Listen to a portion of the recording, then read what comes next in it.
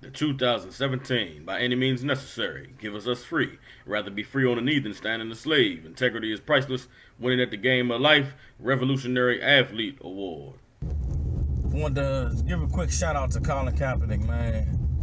I'm a 30-year-old black man, born and raised in D.C., been living in Philly for a few years. And since the days that I was, been on this earth, there has not been a black athlete or a black entertainer to really put his career and his livelihood on the line in order to speak up and be a voice for the blacks, Hispanics, and Native Indians suffering, in the ghetto, on the body, on the reservations, like Colin Kaepernick. My nigga. Remember being young, growing up, and watching about Jim Brown and Muhammad Ali, and them cats that stood up, the cats with the black fists at the Olympics. And I remember saying to myself, man, it must have been such a great time to be black, to where you had famous black people really standing up and speaking to the cause of your people and putting their careers and things on the line. And I thought that those times were gone in the black community. When I was growing up, I never thought that I would see a movement like, Malcolm X and them had with the Muslims, or like the Civil Rights Movement. But I'm telling you, brothers and sisters out there, we are living in a great time of the reawakening of our people. You know what I mean? For a cat like Colin Kaepernick to do what he's done, put his career on the line, just to speak out about the problems that black people are facing. Colin Kaepernick didn't ask for people to boycott football. Colin Kaepernick didn't ask for people to stop buying, anything. All Colin Kaepernick did was took a motherfucking knee. The only argument that can be made is, nigga, you a football player, you make millions of dollars, why don't you shut up? And if that's your argument, then that is the problem with white supremacy in America. That is the problem with, integration in America. Because once you a nigga who has made money or got a little something for yourself, you automatically told you better shut your mouth or you gonna lose that shit. Well, Colin Kaepernick is a cat who came from nothing. You feel what I'm saying? And there's a lot of other brothers out there who came from nothing, but thanks be to the Most High that cat is aware enough and fearless enough to go ahead and say, fuck it, fuck this career, fuck this money. I'm gonna speak up for my people regardless of the consequences. You know what I'm saying? But he's paying the price that needs to be paid for standing up for black people. And I pray that he's an encouragement for more brothers and sisters to say fuck it and take a stance regardless of the consequences. Now, the most important thing that Colin Kaepernick standing up is doing for the black community is it's exposing all of the sellout, coon, traitor, shuck and jive, yes a boss, what you want me to say boss, niggas that exist in our community. Now, Michael Vick, brother, Michael Vick is the poster child for Stockholm Syndrome. And I think he needs to actually talk and put his name on what he feels about the NFL and wanting to play. Hey, the first thing we got to get Colin to do is cut his hair.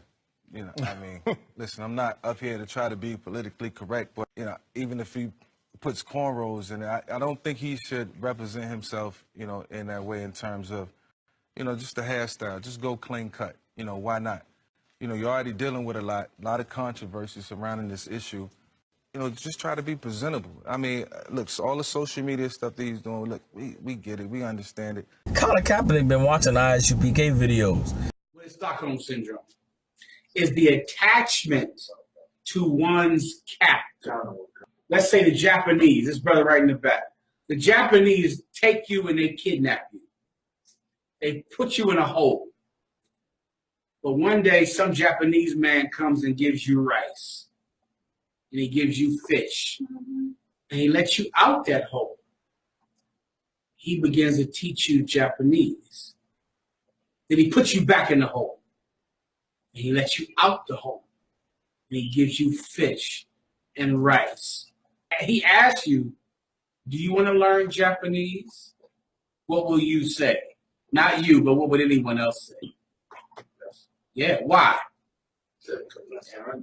Because you don't want to. Because you don't want to go back on the hole. Because for him to fire back from what Michael Vick said with that post about Stockholm Syndrome, that is a term that has exclusively been used in the ISUPK for the past 15 years. Describe the condition and the mind state of the coon sellout nigga in America. And as soon as one motherfucker decide to step up and say something, then they condemn him and say he evil, he wicked. For Michael Vick to say that he should cut his bush, who is being assaulted by Colin Kaepernick's bush? Who is Colin Kaepernick's bush offending? Who is he beating up with that bush? What Michael Vick really was saying is, you should just go ahead and be their boy. Because Michael Vick was beat down and, raped and abused and mistreated to the point where Michael Vick understood that the only way he was going to be able to, come out of the state that he was in was to just accept responsibility for all of the evil and the wrong that he did, and to, cut his head, put on a suit, and show remorse, and now be the boy that Massa requires him to be. Like, brother, Michael Vick is the Toby. But it's not just Michael Vick. If you're a Black, Hispanic, or Native Indian man out there, you have to understand how much of a radical, revolutionary statement your grooming is. It's not radical and revolutionary to shave your face and cut your head bald. It's not radical and revolutionary to, do that shit that Young Jock was doing a few months ago. What's radical and revolutionary is embracing what God naturally gave you. If you're a man, embrace your hair. Grow that bush out. Go ahead and get you some braids.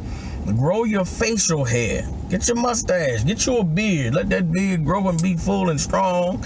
You know what I'm saying? You can trim it down if you want to, but don't let this white man make you his boy. Stop wearing his clothes. Don't put on that suit and wear that tie. Don't conform to what this society has told you are the standards of masculinity and appropriateness when it comes to professionalism. Fuck that. You look on the TV, all them cats as news anchors and get to call the football games, all of them shave their face, cut their hair down, because they gotta fit into the mold of what the white man wants to project as the image of professionalism and the image of success. Well, now's the time that we change that image. If you a cat that's in the business world, you've worked with white Jews who got big scraggly beards, they wear that little yarmulke and don't nobody say nothing. You work with East Indians who wear the big ass giant turban and don't nobody say nothing. You work with Muslims who wear the kufi, who wear that goddamn desert dress, don't nobody say nothing. Well, guess what, black man? Wear your afro and don't nobody better say a goddamn thing. You understand? Grow your beard and don't nobody better say a goddamn thing. Stop buying into the brainwashing that you have to conform and change who you are in order to make other people comfortable. Fuck their comfort. But shit, maybe I'm just an angry black man and I don't know what I'm talking about. Y'all let me know. It's your man Chief Sock G. Salute to the Angry Black Man Media Squad. I'll holler at y'all. What's wrong with you? What's wrong with y'all? You niggas are crazy.